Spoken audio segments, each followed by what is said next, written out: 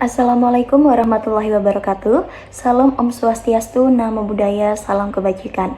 Yang terhormat kepada Pak Vicky, selaku dosen pengampu mata kuliah Sistem Akuntansi, serta teman-teman sekalian yang saya sayangi. Pada kesempatan kali ini kami dari kelompok 6 akan mempresentasikan bab 12, yaitu pengupahan dan juga sistem akuntansi biaya.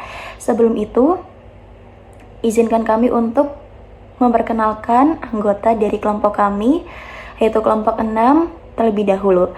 Yang pertama ada Nadia Putri Ramadhani dengan NPM akhir 253. Yang kedua ada Revalina Bacharatul Ainiyah, saya sendiri, dengan NPM akhiran 272. Lalu ada Syaka Putri Ramadhani dengan NPM akhir 273. Lalu ada Octelia Safira dengan NPM akhiran 287, dan juga sudah ada Rania Saraswati dengan NPM akhiran 290. Selanjutnya kita akan langsung masuk kepada materi.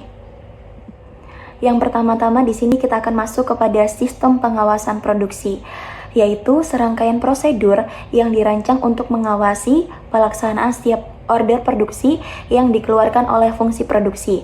Tujuannya adalah untuk memastikan adanya koordinasi yang baik antara berbagai bagian perusahaan seperti bagian penjualan, penyedia bahan baku, fasilitas pabrik, serta tenaga kerja. Oleh karena itu, kondisi ini penting banget agar perusahaan itu dapat memenuhi order dari pelanggan dengan efisien. Adapun dokumen-dokumen penting dalam sistem pengawasan produksi seperti surat order produksi, daftar kebutuhan bahan, lalu juga sudah ada daftar kegiatan produksi, bukti permintaan dan juga pengeluaran barang gudang, bukti pengembalian barang gudang, kartu jam kerja, serta yang terakhir ada yang namanya laporan produk selesai, yang dimana akan dijelaskan pada slide selanjutnya, tidak pada slide ini. Gitu. Lanjut. Nah, di sini tuh sudah ada contoh. Yang pertama, surat order produksi, yang dimana adalah dokumen utama yang dikeluarkan oleh Departemen Produksi sebagai perintah resmi untuk memproduksi sejumlah produk tertentu. Di dalamnya terdapat informasi detail tentang produk yang harus dibuat, seperti spesifikasi, cara produksi, fasilitas yang digunakan, dan juga jangka waktu penyelesaiannya. Lalu ada daftar kebutuhan bahan, di mana dokumen ini di mana dokumen ini berisi daftar lengkap jenis dan juga jumlah bahan baku yang diperlukan untuk membuat produk sesuai dengan surat order produksi. Lalu ini membantu bagian gudang untuk menyiapkan bahan yang tepat. Selanjutnya, daftar kegiatan produksi, di mana dokumen ini berisi urutan detail setiap kegiatan yang harus dilakukan dalam proses produksi, termasuk jenis mesin yang akan digunakan. Ini membantu mengatur alur kerja di lantai produksi. Lalu, bukti permintaan dan juga pengeluaran barang gudang. Formulir ini digunakan oleh bagian produksi untuk meminta bahan baku dan juga bahan penolong dari gudang, sekaligus berfungsi sebagai catatan resmi pengeluaran barang dari gudang.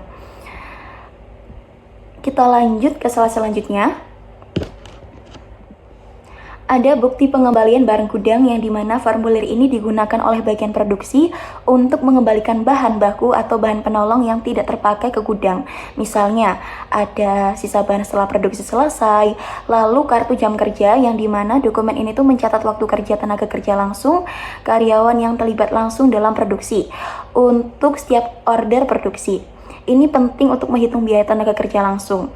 Selanjutnya, laporan produk selesai, yang dimana laporan ini dibuat oleh bagian produksi untuk memberitahukan kepada bagian lain bahwa suatu order produksi telah selesai.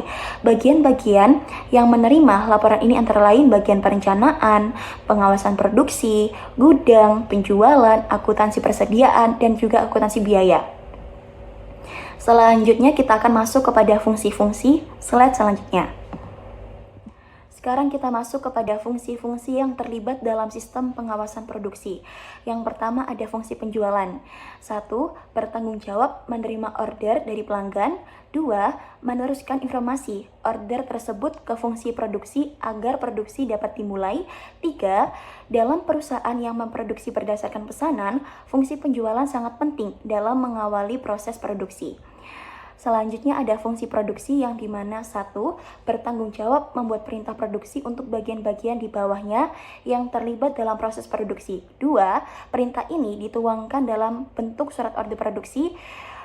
Yang ketiga, memastikan produksi berjalan sesuai dengan rencana. Lalu fungsi perencanaan dan juga pengawasan produksi. Ini adalah fungsi staf yang membantu fungsi produksi dalam merencanakan dan juga mengawasi kegiatan produksi. Merencanakan kebutuhan bahan dan juga peralatan, serta membuat daftar kebutuhan bahan dan juga daftar kegiatan produksi. Lalu fungsi gudang yang dimana bertanggung jawab atas penyimpanan dan juga pengeluaran bahan baku dan juga bahan penolong, serta menerima produk jadi yang sudah selesai diproduksi dari fungsi produksi. Yang terakhir, fungsi akuntansi biaya, yang dimana bertanggung jawab mencatat semua biaya yang terkait dengan produksi dan juga mencatat biaya bahan baku, tenaga kerja langsung, dan juga overhead pabrik. Selanjutnya dijelaskan oleh teman saya. Selanjutnya saya akan menjelaskan jaringan prosedur yang membentuk sistem pengawasan produksi. Terdapat 4 tipe. Yang pertama ada prosedur order produksi. Sistem surat order ini dikeluarkan mulai dari produksi berdasarkan pesanan pelanggan atau stok rutin. Terdapat 2 tipe, yaitu ada order khusus dan order berulang. Order khusus seperti berdasarkan pesanan, sedangkan order berulang seperti produksi rutin seperti pabrik, semen, dan pupuk. Lalu yang kedua ada prosedur permintaan dan pengeluaran barang gudang. Kalau mau produksi bahan bakunya, minta terlebih dahulu dari gudang pakai prosedur ini. Kalau bahan baku di gudang sudah habis, berarti harus beli terlebih dahulu. Lalu yang ketiga ada prosedur pencatatan jam kerja langsung. Catat jam kerja karyawan produksi langsung yang mengerjakan produksi biasanya dari daftar kerja yang terlampir dalam order produksi. Yang keempat ada prosedur produk selesai. Setelah produk jadi, produk diserahkan ke gudang untuk dicatat sebagai stok barang jadi. Nah, terdapat sistem akuntansi biaya. Sistem ini dipakai untuk dikumpulkan dan menyajikan data biaya dalam produksi. Faktor yang mempengaruhinya terdapat ada 3. Yang pertama ada metode costing, yaitu full costing, semua biaya masuk ke dalam harga pokok produksi. Variable costing, hanya biaya variabel yang masuk. Lalu yang kedua ada jenis akuntansi biaya, bisa sistem standar, memakai patokan biaya atau historis atau pakai data nyata. Lalu yang ketiga ada jenis proses produksi, bisa berdasarkan pesanan atau order atau masalah atau proses berulang. Aliran biaya dalam akun buku besar terdapat 8. Yang pertama ada pemakaian bahan baku dari persediaan bahan ke akun barang proses. Lalu kedua, biaya tenaga kerja langsung masuk ke dalam barang dalam proses, sedangkan tenaga kerja tidak langsung ke biaya overhead pabrik sesungguhnya. Ketiga, produk yang sudah selesai dicatat sebagai persediaan produk jadi. Keempat, overhead pabrik dibebankan ke produksi berdasarkan tarif tertentu. Kelima, biaya overhead nyata sesungguhnya berasal dari berbagai sumber seperti listrik, air, dan lain sebagainya. Yang keenam, koreksi selisih antara overhead dibebankan dan sesungguhnya dimasukkan ke akun biaya overhead pabrik. Yang ketujuh ada biaya administrasi dan umum masuk ke akun beban, bukan ke biaya produksi.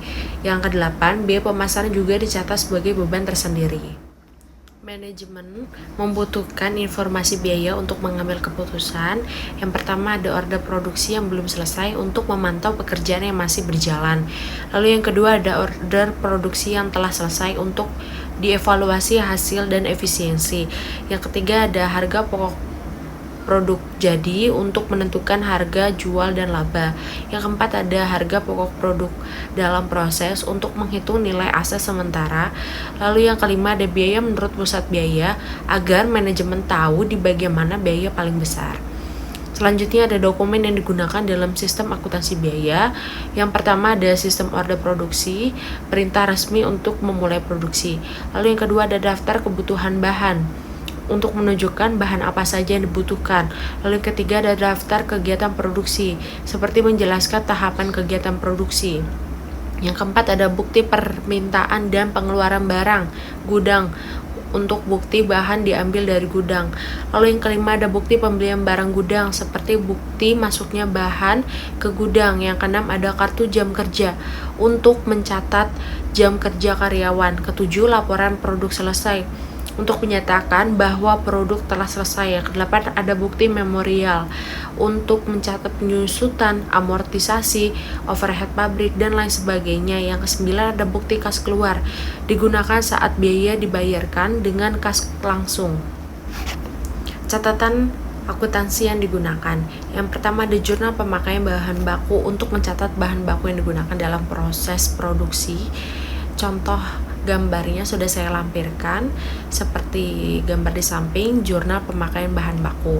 Lalu yang kedua ada jurnal umum untuk mencatat berbagai transaksi seperti gaji, penyusutan, amortisasi, dan biaya lainnya. Lalu yang ketiga ada register bukti kas keluar untuk mencatat semua biaya yang dibayarkan secara tunai. Lalu yang keempat ada kartu harga pokok produk untuk merincikan biaya bahan baku, tenaga kerja langsung, dan overhead pabrik untuk tiap pesanan. Lalu yang kelima ada kartu biaya untuk merinci biaya overhead, administrasi, dan pemasaran. Oke, yang pertama ini di sini ada bagian kartu biaya. Nah, kartu biaya ini itu merupakan catatan akuntansi yang digunakan untuk mencatat biaya-biaya operasional atau produksi secara detail. Nah, bagian utama kartu biaya itu yang pertama di sini ada identitas kartu. Nah, identitas kartu ini tuh terdiri dari nomor akun, nama akun biaya, dan jumlah anggaran yang telah direncanakan. Lalu di bagian kolom isinya itu ada keterangan, itu nanti berisikan jenis transaksi biaya, contohnya itu kayak lembur, listrik, dan lain-lain. Lalu selanjutnya di sini ada nomor bukti, itu nanti berisi dengan referensi dokumen sumber. Lalu ada debit, itu yang menunjukkan penambahan biaya, dan kreditnya itu digunakan untuk koreksi atau pengurangan biaya. Nah, fungsi kartu biaya ini sendiri itu untuk mencatat realisasi biaya secara rinci, membandingkan biaya aktual dengan anggaran, dan juga dasar pengendalian biaya dan penghitungan harga pokok produksi. Jadi kartu biaya ini itu sangat penting untuk menjaga keakuratan pencatatan biaya dan memastikan pengeluaran sesuai anggaran. Lalu selanjutnya di sini ada jaringan prosedur yang membentuk sistem.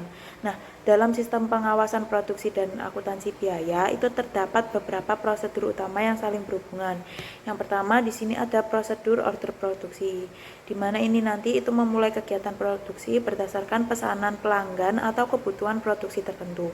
Lalu yang kedua di sini ada prosedur permintaan dan pengeluaran barang gudang. Nah, ini tuh digunakan saat bagian produksi itu membutuhkan bahan baku atau barang dari gudang. Lalu yang ketiga itu ada prosedur pengembalian barang gudang. Nah, ini tuh digunakan untuk mengembalikan sisa bahan yang tidak terpakai dalam produksi. Lalu yang keempat di sini ada produksi pencatatan jam kerja dan tenaga kerja langsung. Nah, ini tuh nanti untuk mencatat berapa jam kerja yang dikeluarkan untuk setiap pesanan yang kemudian dikaitkan dengan biaya tenaga kerja langsung. Lalu yang kelima di sini ada prosedur produk selesai dan pembebanan overhead. Nah, itu digunakan saat produk selesai dibuat, termasuk pencatatan biaya overhead atau biaya tidak langsung.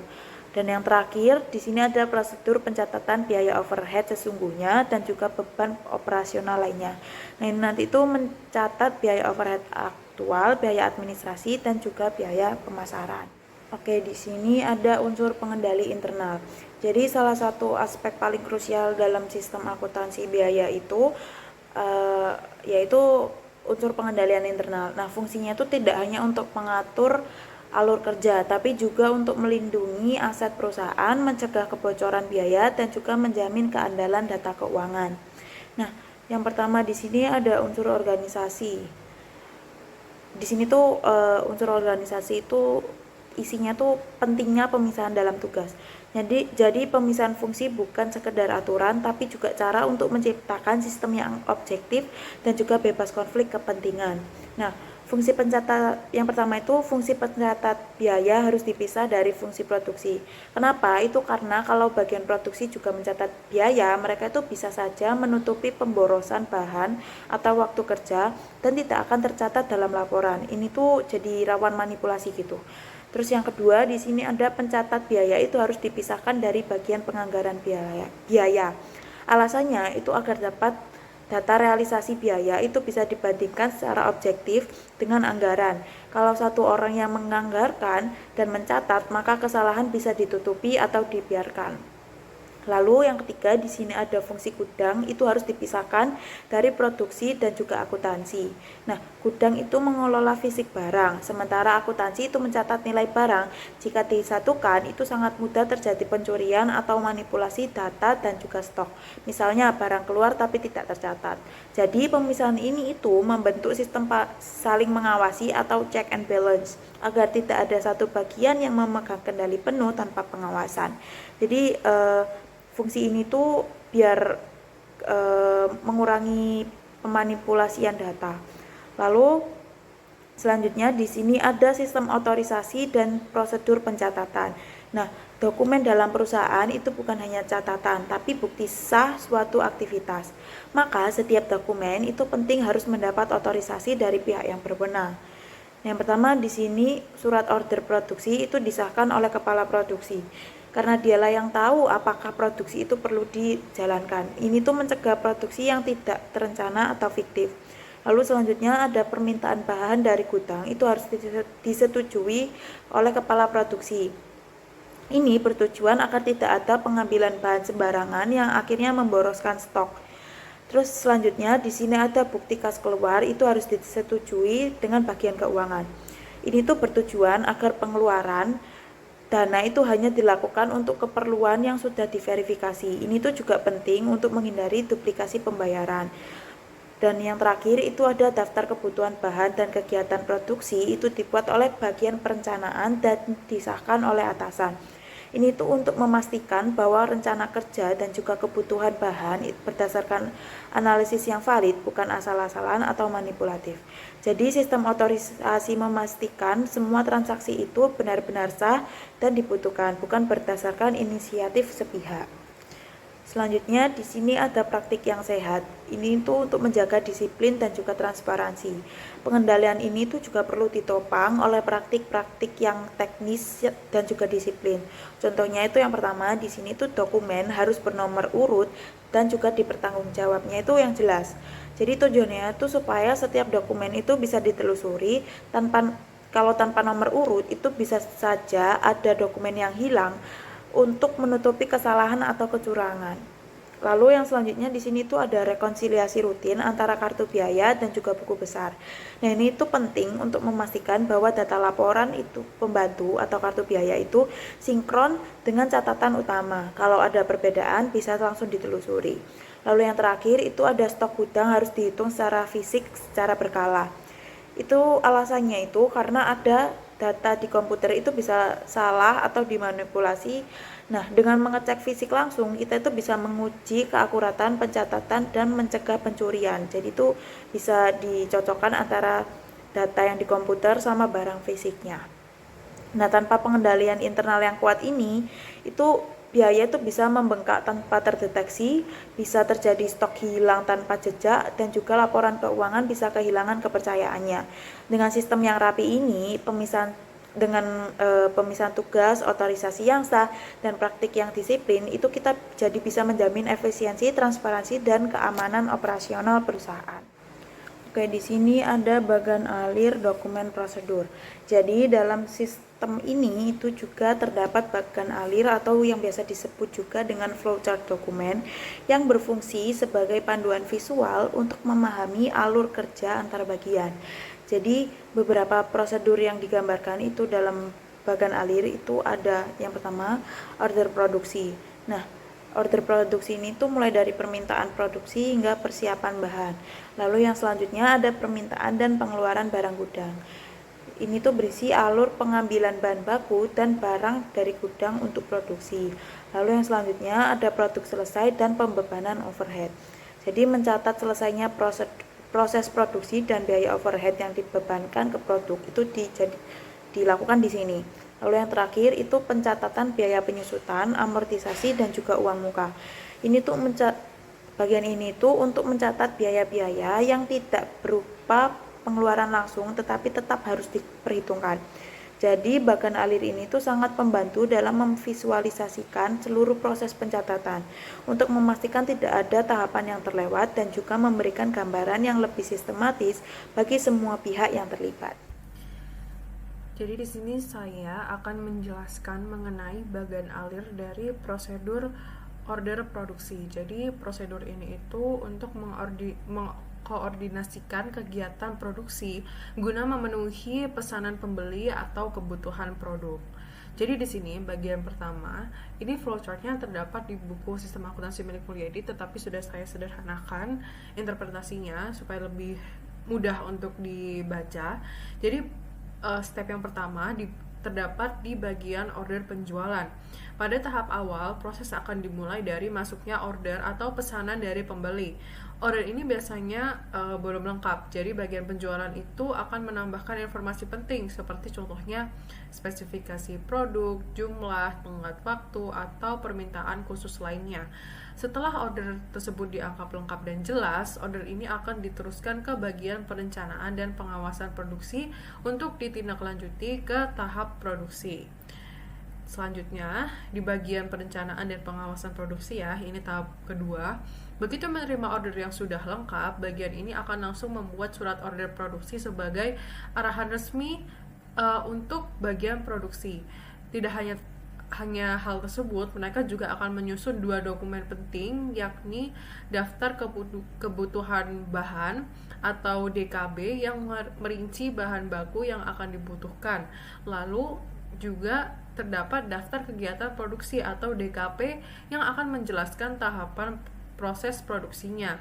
Nah, semua dokumen ini nantinya akan dikirim ke bagian produksi dan salinannya juga dikirim ke bagian kartu biaya untuk pencatatan biaya produksi. Lalu untuk bagian produksi, setelah mendapatkan dokumen lengkap yakni surat order produksi, DKB, dan juga DKP, bagian produksi akan mulai menjalankan proses produksi sesuai dengan arahan yang sudah direncanakan. Produksi ini akan dilaksanakan berdasarkan daftar kegiatan dan bahan yang sudah ditetapkan.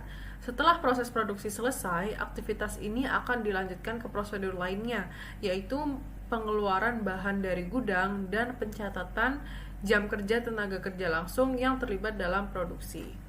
Jadi ini akan nyambung dengan bagan alir yang ada di sampingnya. Sekarang saya akan menjelaskan bagan alir prosedur permintaan dan pengeluaran barang gudang. Prosedur ini itu digunakan untuk meminta dan mengeluarkan barang-barang di gudang yang akan digunakan dalam proses produksi. Jadi di sini terdapat 5 fungsi yang akan berkaitan yang akan bekerja dalam bagan alir ini. Jadi yang pertama ada bagian produksi. Di bagian produksi ini prosedur dimulai ketika bagian produksi itu membuat dokumen BPPBG atau bukti permintaan dan pengeluaran barang gudang sebagai permintaan bahan baku ke gudang. Dokumen ini disusun beberapa rangkap, kemudian akan dikirimkan ke bagian gudang untuk proses lebih lanjut. Lalu selanjutnya tahap yang kedua di bagian gudang, setelah menerima BPPBG, bagian gudang akan menyerahkan barang sesuai dengan permintaan dan mencatat jumlah barang yang akan diserahkan dalam dokumen tersebut. Barang yang telah dikeluarkan juga dicatat ke dalam kartu gudang sebagai pengurangan persediaan. Nah, dokumen BPPBG ini kemudian akan diteruskan lagi ke bagian lainnya untuk proses lanjutan. Lalu di sini terdapat 3 fungsi lagi, yaitu bagian kartu persediaan yang akan menerima BPPBG ini dan mengisi harga pokok bahan baku ke dalam dokumen tersebut. Setelah itu, informasi ini akan dicatat dalam kartu persediaan untuk memperbarui saldo dan nilai bahan baku yang tersisa di gudang. Lalu ada bagian kartu biaya. Dokumen BPPBG ini digunakan untuk mengisi kartu harga pokok produk. Di sini, bahan baku yang telah dikeluarkan akan dicatat sebagai komponen biaya produksi sesuai dengan pesanan atau produk yang sedang diproses. Lalu yang terakhir ada bagian jurnal, di mana bagian jurnal ini akan mencatat pemakaian bahan baku ke dalam jurnal pemakaian bahan baku dengan jurnal barang dalam proses di sisi debit dan juga persediaan bahan baku di sisi kredit. Posting ini menunjukkan bahwa bahan baku itu telah berpindah dari akun persediaan menjadi bagian dari proses produksi. Nah, detailnya akan dicatat oleh bagian kartu biaya dan juga kartu persediaan pada kartu mereka masing-masing. Baik, selanjutnya kita akan membahas bagian alir prosedur pengembalian barang ke gudang.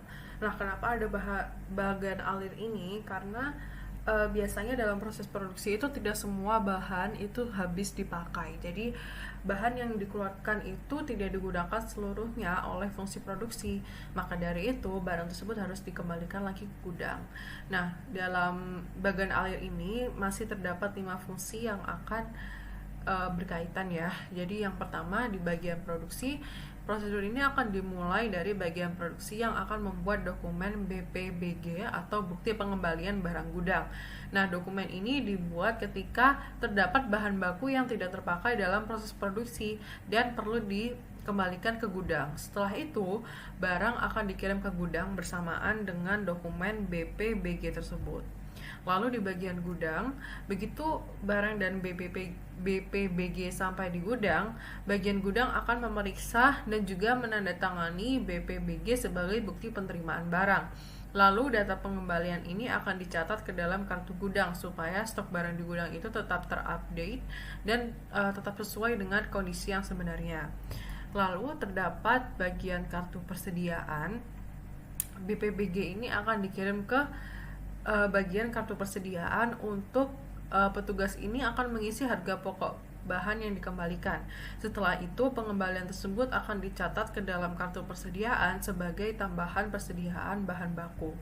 Lalu di bagian kartu biaya akan menggunakan informasi dari BPBG untuk mengurangi biaya produksi yang sebelumnya dicatat. Nah, data ini itu dimasukkan ke dalam kartu harga pokok produk. Jadi nanti nilai harga pokok produk yang tercatat jadi lebih akurat setelah ada pengembalian barang yang tidak terpakai tersebut.